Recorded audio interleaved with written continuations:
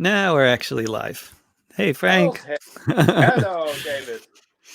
Yeah, welcome to all the viewers all over the world, the hundreds and of thousands and millions of viewers. and Here's another episode of David and Frank's transatlantic conversations. And and this time we can actually see comments. I've got that figured out now. So if anybody's watching on whatever platform, if you're happening to be watching live, comment, we can actually see your comments. If yeah, or I can that will anyway. be dangerous. It could be Will be dangerous. Yeah. dangerous. I have to make a little bit advertise my band. Oh, excellent, excellent. Wait, So, what? The mission A, mission A. Mission A, Die, yeah, and die etwas it's andere Band. band. The The something else band? Is that yes, yeah. great? We're Excellent. two people, and we're a little bit. We're making crazy music, some punk, some electro, and some wishy washy. Wonderful. I but love the we name. have no possibilities to perform. No. But that's not only because of COVID. That's because our music is too crazy, I think. But do all the musicians live in the same part of Germany? Like, could you perform if you wanted to? Is it a Yes, potential? definitely. Yeah. We're just two. Mm. I play guitar and sing, and my drummer drums and does Very nothing else. manageable. Very manageable. Yes, And you don't need a I bass do also. player? No. We wanted to have a bass player, but it's very difficult to find him because all the bass players Yeah. they Bass are players too. and drummers. Very hard to come by. And then a good drummer also has to have a van. I mean, drummers are kind of useless if they don't have Yeah, a and the bass vehicle, right? players they don't talk too much. They always do boom boom boom boom boom boom boom, and so Oh, stand-up bass, yeah, they need to have a vehicle too. So it really excludes anybody who can't afford a large car or van, right? You it's can't get that instrument out. Yeah, yes. we're So lucky to play guitar. yes, Yeah, we're the going state to of play this. affairs. I think last time we talked, there Yeah, had been an election in this country, and I know. that's still the case. I know, I But know. I'm now watching CNN. I don't understand everything, but I understand that Joe Biden is the next president. Joe Biden Will be theoretically will be the perhaps. president next month, but yeah, but at the same time, of course, the entire country is facing an out of control pandemic, and the hospitals are all straining at the seams, and the health system is collapsing. Basically, I mean, all the workers are going to work, but there's fewer and fewer of them, more and more of them getting sick, and there's just way too many patients, and it's a disaster. It's a complete disaster. I mean, it's But really the going to get bad. numbers are in Germany are almost as high if you compare it to the population. We've got 80 Mm. million people, and you've got 300, and we've got about 400 deaths a day, and you have got 2,000. So the Oh, you're situation doing in really Germany, bad there too, huh? it's also Damn, and here that's in the worse. south of Worse than I Germany, thought. it's more worse. My parents, they live in Hamburg, in the north of Germany, and there it's much better. They So, say what's it's the system? What's the situation like with the healthcare? I mean, with the hospitals, are they totally like at risk of being totally overwhelmed, or are they better resourced? Are they running I out think of things? it's Are they running out of a masks? little bit better than in the US, but for a month I worked 4 years ago in a hospital. I was carrying the patients between the different stations, and there the situation was so that we have got in Ludwigsburg. They put all the little hospitals they put together in one place, and so the situation is not so good before the pandemic, and now it's getting worse. But I think you couldn't compare it to your situation. But in northern Germany, they say they have got lower numbers because the people in northern Germany, they are not so, they don't embrace so much the other ones.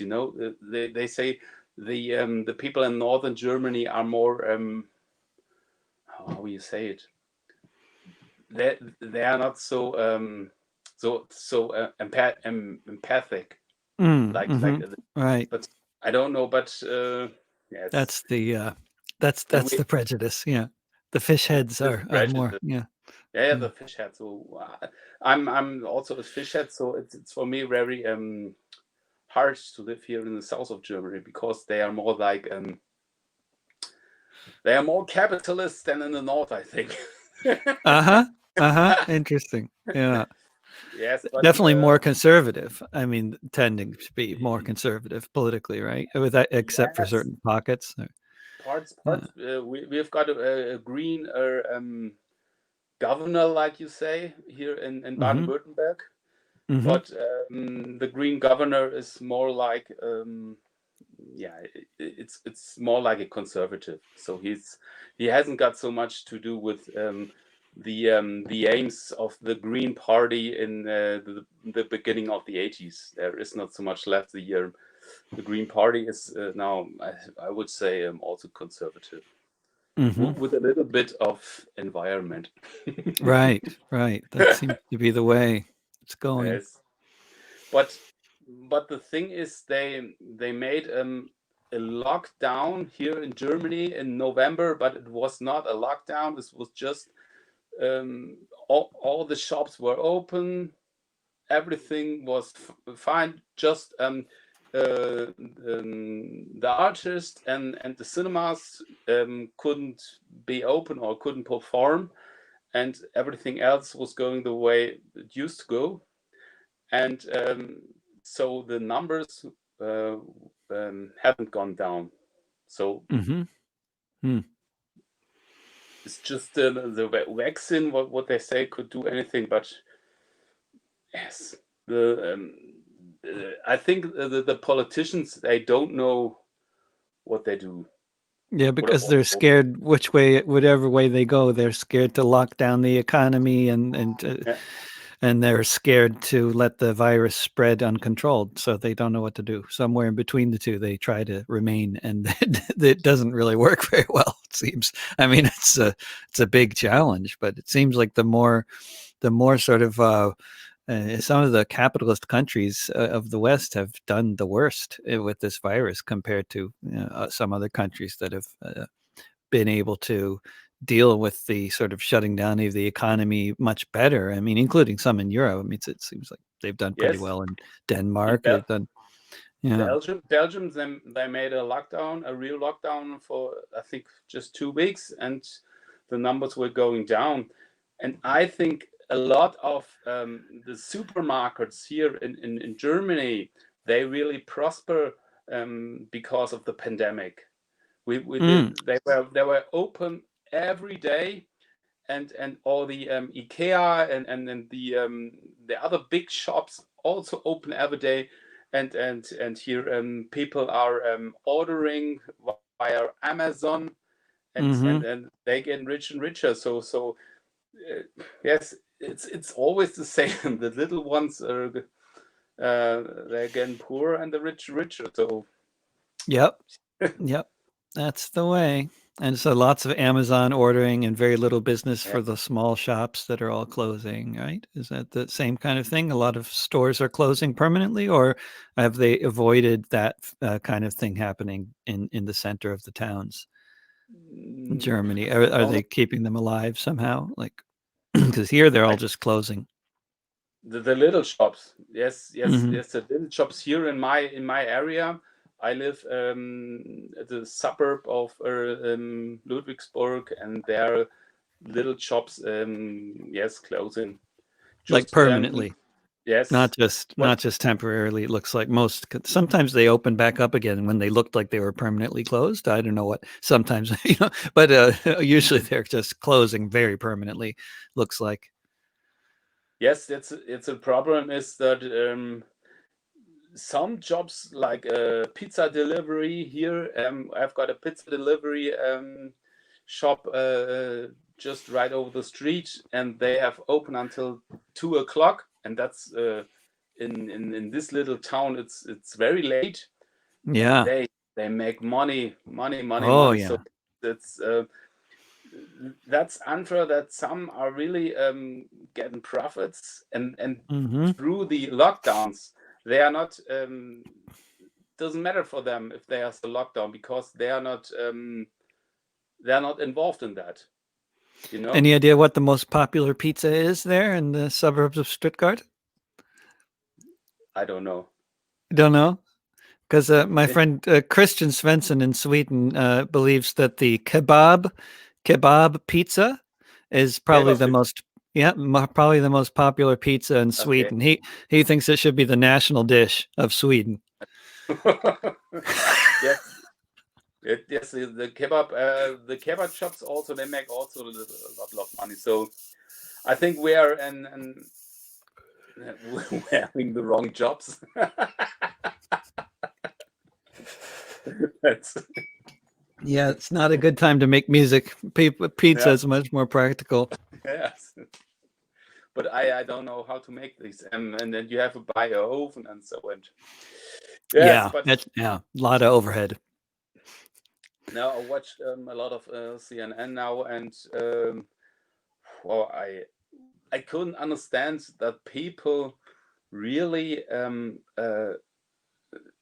just are defending Mr. Trump, and they know what he says that are all lies. And I don't know if you say there are some crazy people, you say a few thousand, but if you think there are 70 million people voted for him, so that I couldn't understand how is that possible.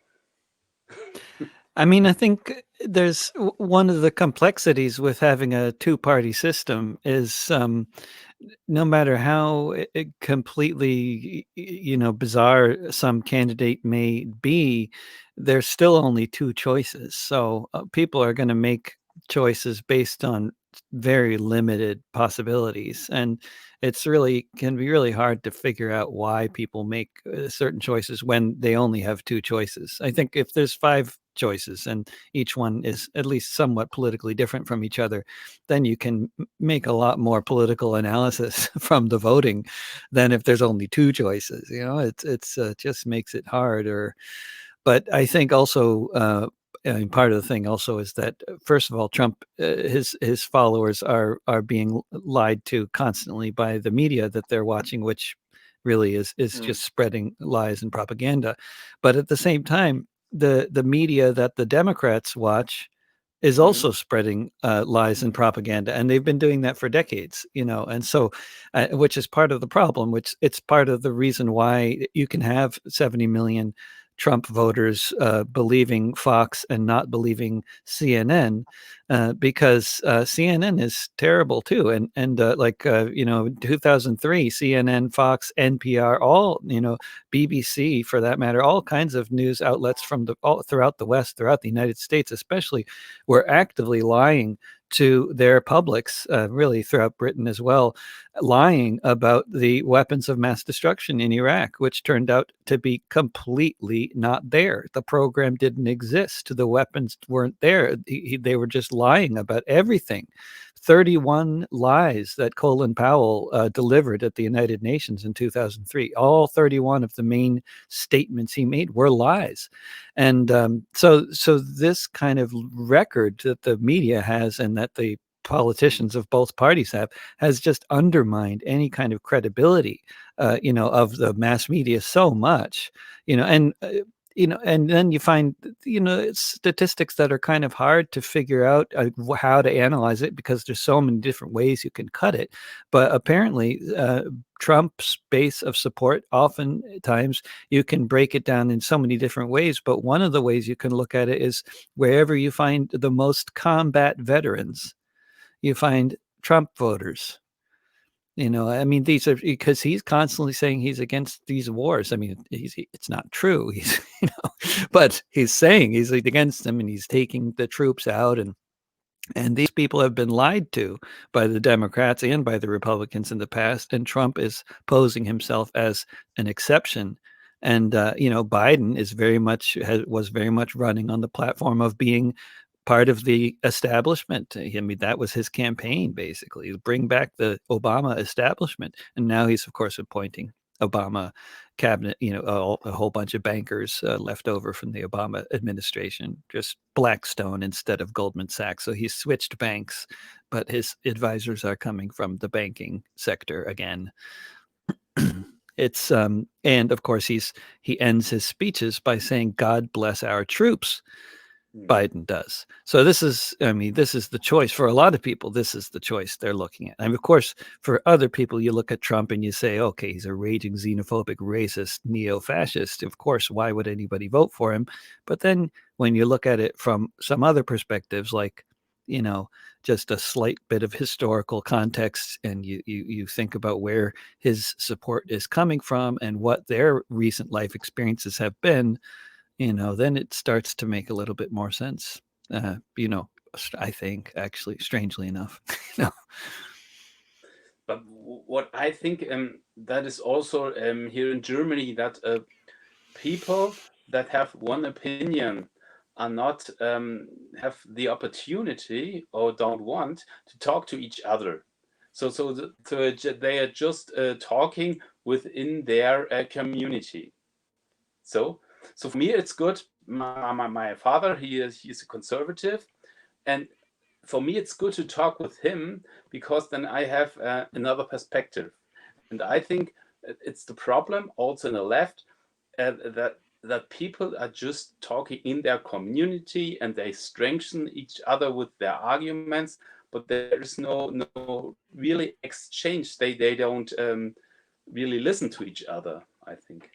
Yeah, absolutely. That's a massive problem. And of course, it's made so much worse by Facebook and YouTube.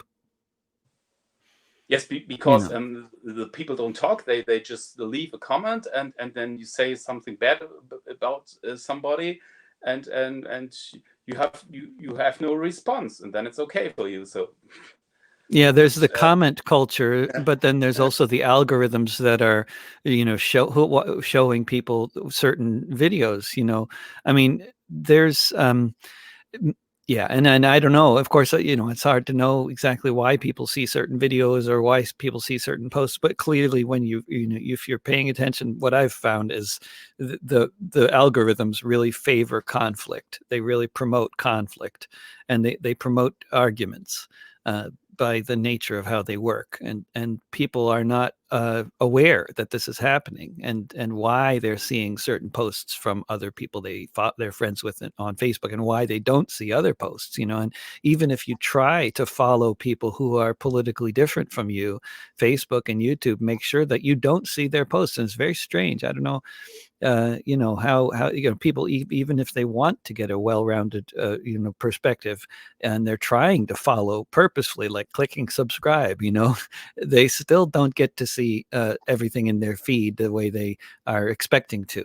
They'll be sent down rabbit holes and echo chambers, because just because Facebook and YouTube have realized that this keeps them glued to the screen, makes them share stuff, gets them more angry, makes them comment, and they just want to keep them addicted, of course. But I think that's so dangerous, and people don't realize how much they're being manipulated by these platforms.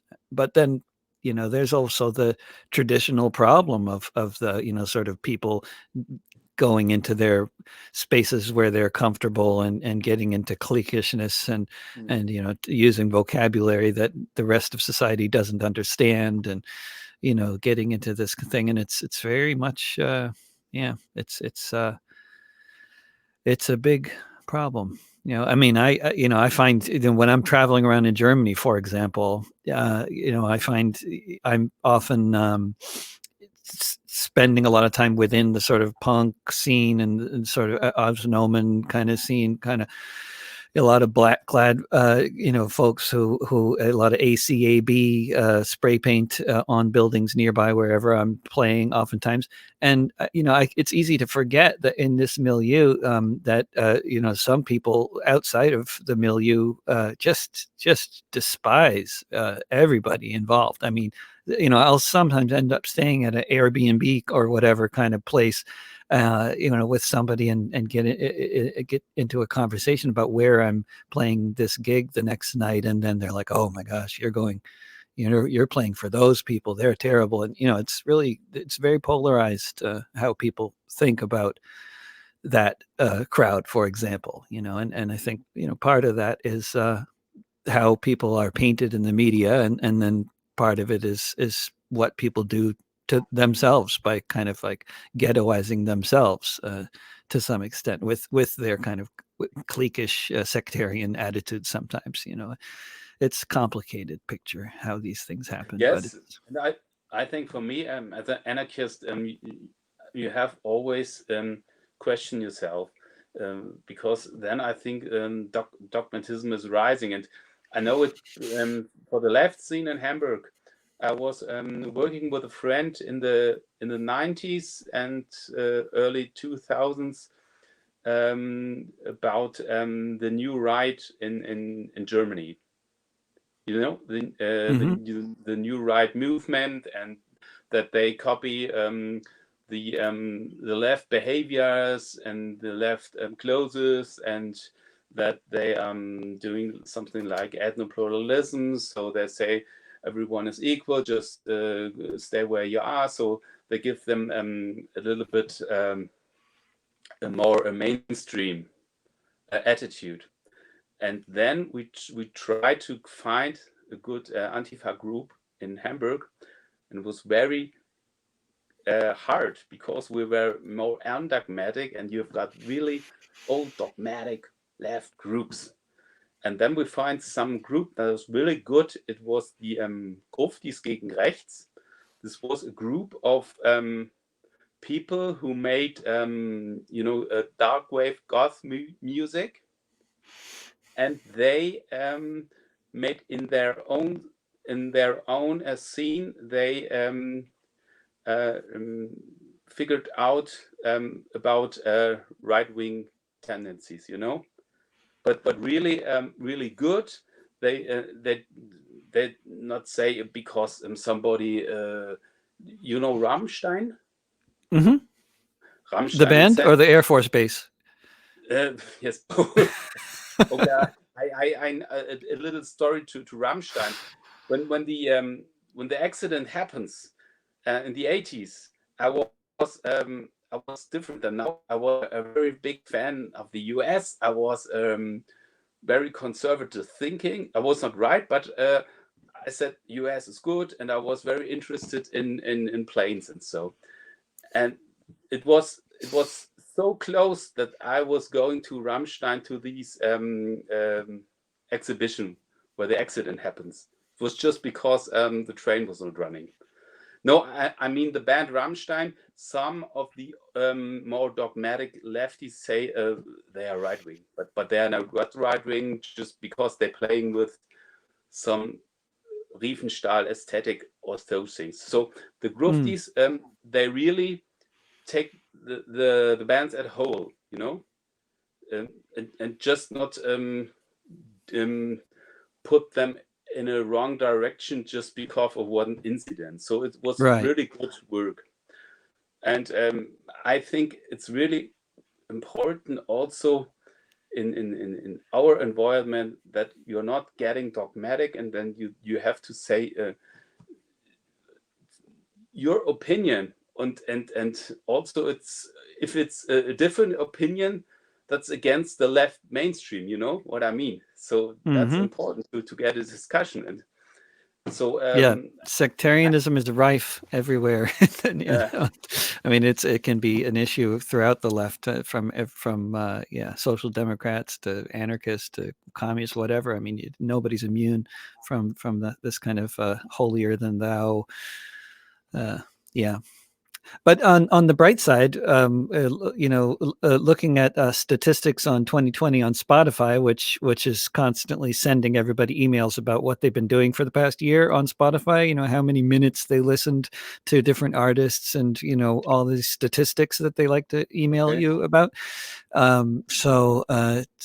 My most popular song is "I'm a Better Anarchist Than You," which I think is a very good sign that the left generally is very much against sectarianism. Otherwise Okay. this wouldn't be their favorite song. So it's just a little That's bit of social musical Spotify analysis for you. so you're really getting famous, huh? No, no. But among my 10,000 fans, I have 10,000 Okay. fans. Among my 10,000. 10,000 fans, I'm a better anarchist than you. It's their favorite song. That's good. No, I Spotify think makes it very clear how many fans you have, so that you can stay humble, or you can feel bloated, let your ego get bloated, or whatever. But they, depending on how you feel about having 10,000 fans, but there's no question how many there are, because they're keeping close track. yeah, 10,000 unique monthly listeners. that's good. It That feels I don't. good. Yeah. It So basically so means that at any given moment of the day, there's 7 people somewhere in the world listening to you on Spotify. that's good. That's good. I've got Makes me feel loved. I've got 9 followers on YouTube. got 9, 9. 9. That's Wait, 9. you'll But have one 10 year. by the end of the day. I'll go find it. But I think YouTube and Facebook on the other on the one side, it's really like you say, all the negative aspects. But in my business, when I'm filming, it's important. I need the Facebook, otherwise you couldn't make any connections, because I tried to some flyers, yes, and there was no return. So I think Facebook and YouTube, it's not bad as a whole. It is how we use it. So the networks, I think you could use it also in a positive way, like we do. Now we Oh, are yeah. also in Of that. course. I mean, of course, this is where everybody is. So of course we have to use these platforms. I mean, it's like not using the telephone because you don't like the Yeah. Bell telephone company or something. I mean, if it's like, you don't really. My mother's aunt, my great aunt Betty, hated Bell the company, because they were a terrible monopoly. They charged unbelievable amounts. People lost so much money to this stupid phone company that was a total monopoly and overcharging for decades. But Bell, she hated them so much she wouldn't have a phone. But that's kind of tough. Then you don't have a phone. It's not like there was another phone company. But it's the same with YouTube and Facebook. I mean, it's like not using the superhighway. I mean, of course, you got to use the highway. It's there. It's like we're not going to just drive around on this, stop at every stoplight when the Autobahn is right around the corner. If you're trying to get somewhere. But I think you can do something. So when I see why you don't have to buy things at Amazon. If I buy things, if I buy camera, I mostly buy a used camera from eBay, from another one. So I don't understand why all the people buy at Amazon, so that Mr. Bezos has another trillion dollars. So I don't understand why they do it. So they couldn't say, yeah, it is like it is. I think you can change a little bit if you do something. So Yeah, but it's probably the same reason people are mostly watching this video on Facebook or YouTube and not on Mastodon, because they would have to go figure out how to get a Mastodon account, and then they'd find out there's hardly anything going on there, so maybe they'd watch something there, but then they'd be ending up back on Facebook or YouTube where most people are. So I mean, it's kind of like with Amazon. And I mean, if you can look for some item somewhere else and find it, but if you're lazy and you're trying to buy 10 things on the same website, you know then it's really easy. And then if you have an account, then you don't need to put in a new credit card information. And I mean, it's just all these different aspects of easy.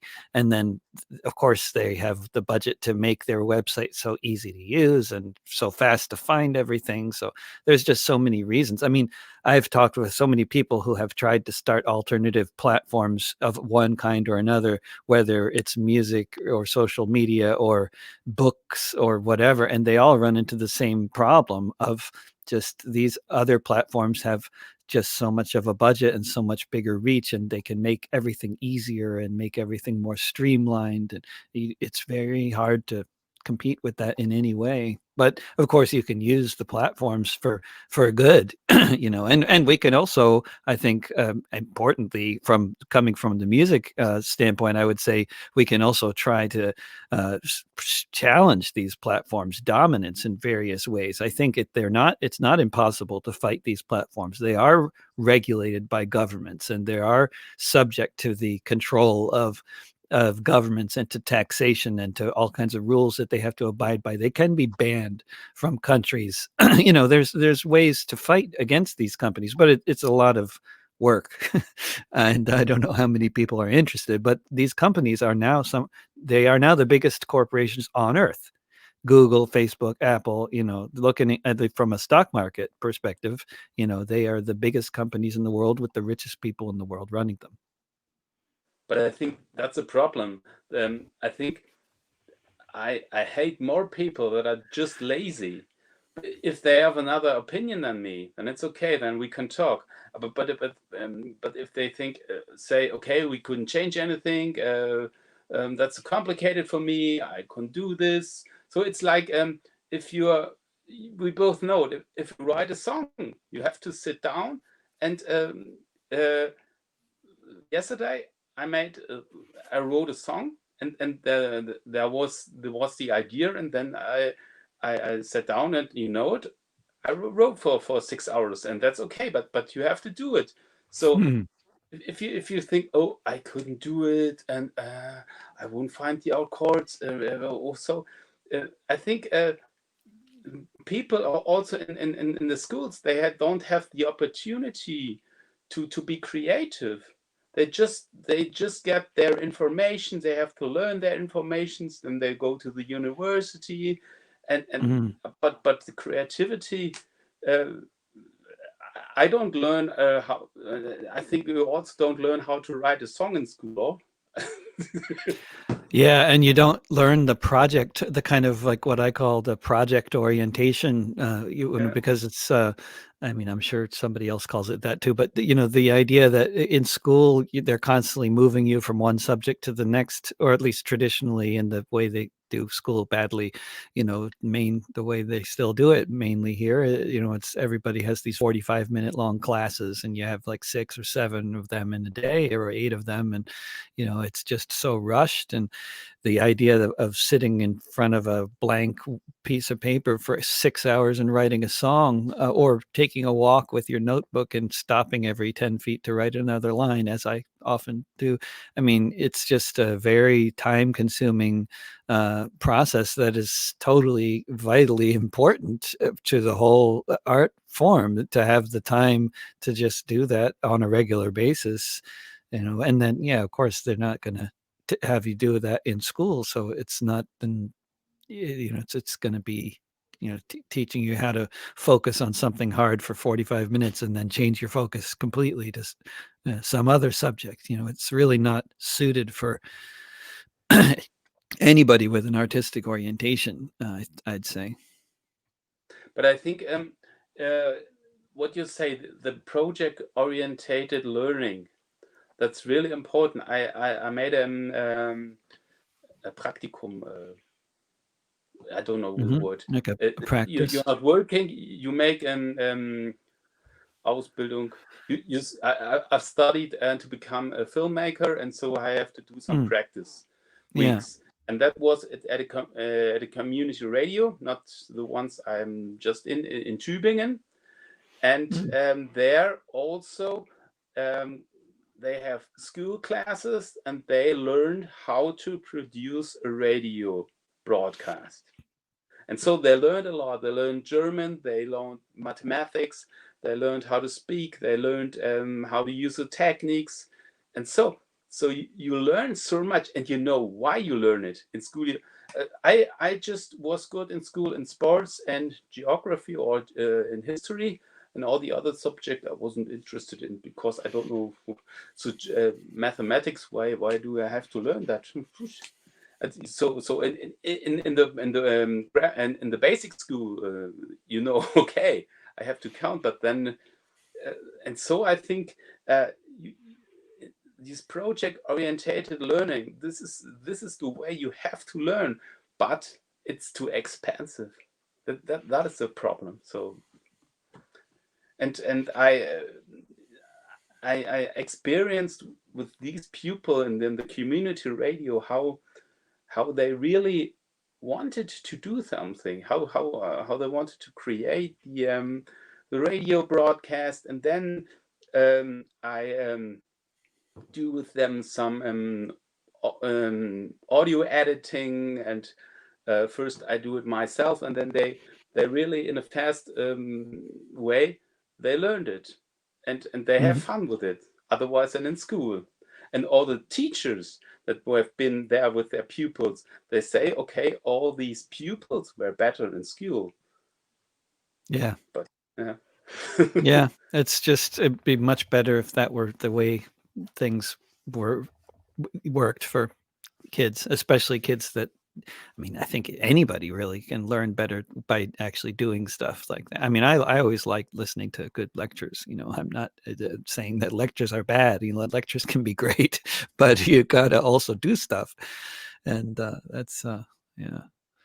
That's the problem in the education system. Also, when I studied my filmmaking, the most time we talked about the aperture, the lenses, the ISO, how a camera works, but it was not so often that we really use the cameras. Hmm. That's the Yeah. problem. And so learning by doing, it's separated. There you've got the theoretical teaching, and there you have got the practice, but they don't combine it. So Yeah. and and if you are, I was then also again in the situation of a pupil, and what I do, I also do some rubbish in the you know you're really in the role of your pupil, also if you're an adult, I think. Hmm. Yeah. I mean, when So you're actually producing material, then of course it's judged in another way than in school, right? I mean, then you have potentially, hopefully, if you get stuff out there, then it's got an audience that it can decide whether they think it's any good or not. But to have the yeah, chance to even have, be able to produce all kinds of material, whether it's we're talking about music, or especially if you're talking about film. I mean, it involves so many different people participating, and everybody has to have time and to some extent, I mean, access to equipment, software, all kinds of things. I mean, especially when we're talking about film, right? It's just the further you go along in the process, the more exclusive it ends up getting, right? I mean, I think that's one of the takeaways anyway. Like reading this book, "The Death of the Artist," that's recently out by a guy I interviewed recently, Bill Derisiewicz. It's just so much harder for anybody to have a chance to really practice their art in the face of just not being able to find any work doing that sort of thing, and also in the face of the rise of the cost of housing in this country and yeah, all kinds of other problems. It yes, becomes now a situation where in the United States, although white people are just around half of the overall population, actual working artists, it's 4 out of 5 are white.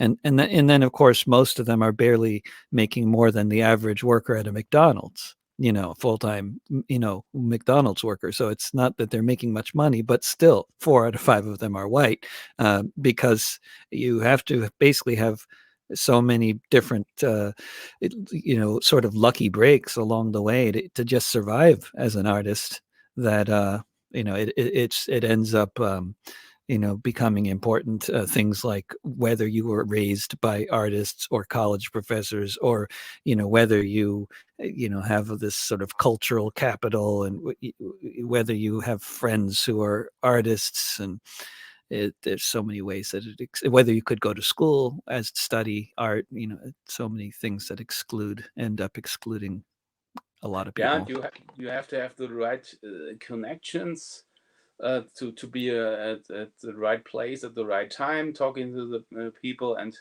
as is, I know it. I just make some movies for the for hotels. So because I'm just one guy, so I could do. But I like it to produce little films for more private people, not for companies. For companies, it's always they they they want to don't give you the money. And I have produced some live coverage of some swing people, and they were so about 60, and they were really great, and they always gave me more money. It was no problem, but because they think how hard it is as an artist, and they don't have money, but they gave me more. And all the people that have good money, they don't, they say yeah, huh? And the other guys is much cheaper. And so um Yeah, I always found, when I used to play music in the streets and the subways in Boston, the least generous people were the white guys in business suits. They were yeah, they hardly ever tipped, you know. Yeah. because they don't know how the situation is, no? they Yeah. they just were born with a, how you say, with a golden The spoon in the silvers, mouth. yeah, golden Silver spoon in their spoon, mouth. silver Yeah. spoon. Silver spoon. Yeah. Yeah, so yeah, so yeah, uh, so you have another topic. Always. What could we talk about? There's something else. It's too much. There's always too much. There's always too Too much going on. I don't So, know. now you're doing your broadcast and making your music. So is there just a possibility for performing Oh, well, somewhere? I'm gonna be doing another concert from my living room, right here at Yeah. just at 1 o'clock Pacific time. At let's see, Okay. what's that? Yeah, coming up in an hour and 15 minutes or so from now. But Okay. no prospects for No. concerts live. I mean, I played at a demonstration last month, and another demo a couple months before. That's all the performing in front of audiences that I've done since last March, since I canceled all my tours. And I think that's true for most musicians, Uh, certainly around here. I think mostly pretty much around the country. Nobody's getting back to performing, and of course, we're looking forward to a massively horrible winter. Apparently, in terms of people dying and stuff. what But is about yeah, the vaccine? well, the vaccine What do you is. think? I mean, people are excited about the vaccine, but the getting it to the population is going to take a while. And in the meantime, this winter, there's just going to be, I mean, pandemonium because, I mean, of course, there's been lots of people staying at home and not going out for the holidays, but there were millions of people in the airports traveling over Thanksgiving, and there's millions more planning on traveling for Christmas. And uh, that's not going to be good. So, I mean, no performance plans, but I got a whole bunch of money from the unemployment department, and I'm going to make an album. Going to record an Yeah. album starting next weekend. Go to Big Red Studio and work with a couple of musicians to start a Yeah. new album project. Got to spend the Okay. government's money on something. Yeah, Okay. Then I hope in a few years you come to Germany in a and few we years. Yeah, play right. play a gig together somewhere in a little venue. Hopefully before a few years. Yeah. I'm So hoping that maybe next year it seems possible. That's some kind of, I don't know. We'll see. I have no idea, but I mean, they're talking about the vaccine getting out there, at least in the rich countries, by the end of the spring, right? So maybe that's going to mean some things happening in Europe as far as gigs go, but maybe 2022 is more realistic. Oh, I think so. Yeah. Okay, David. Was Good nice talking to you, talking to you. Frank. Yeah. Okay.